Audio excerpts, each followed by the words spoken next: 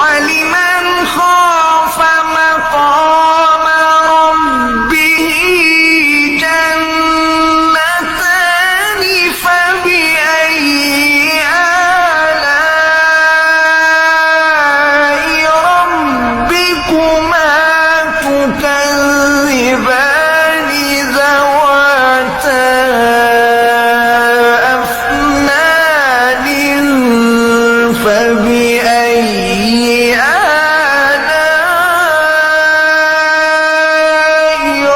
رَبِّكُمَا تُكَذِّبَانِ فِيهِمَا عَيْنَانِ تَجْرِيَانِ فَبِأَيِّ